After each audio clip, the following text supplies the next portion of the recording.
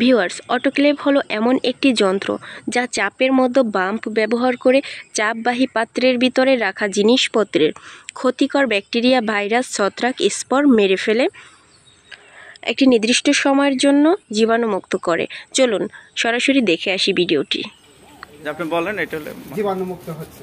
এটা mother culture. এখানে মনে করেন যে এই অটোগুলোতে 120 পিস ধরে। এই অটোগুলো মেশিন 120 পিস, এটা আমরা জীবাণুমুক্ত করার জন্য প্রসেসিং এ সাজালাম।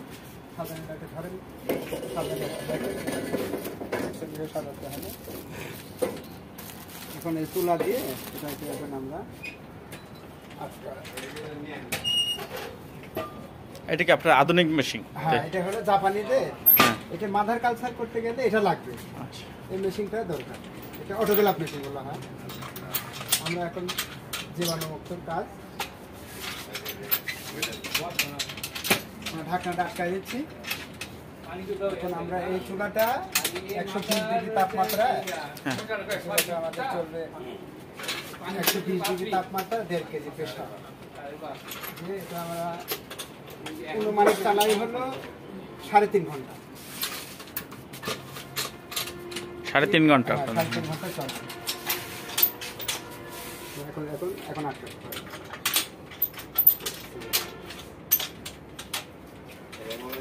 গামলা তো দেখছেন তো না? হ্যাঁ।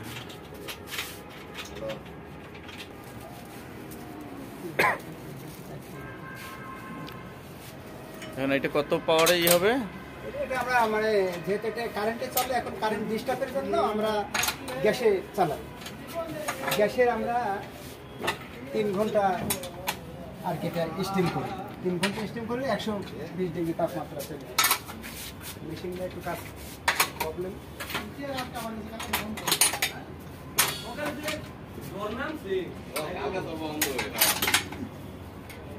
ভিউয়ার্স, এটি ভালো করে শক্ত করে আটকিয়ে নেবেন।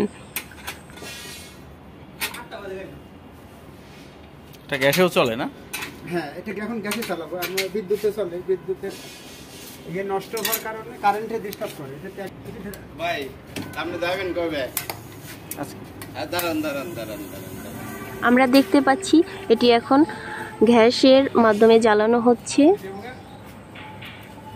আপনি যে ইয়া না কোন না রাজাপুর না? কাঠালিয়া। কাঠালিয়া।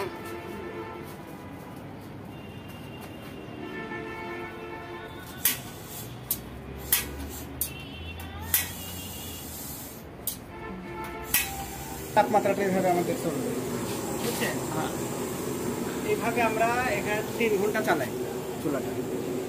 চুলাটা চাললে তাহলে এটা 1.5 কেজি, 1 কেজি এটা হতে হতে 1.5টা বাজবে।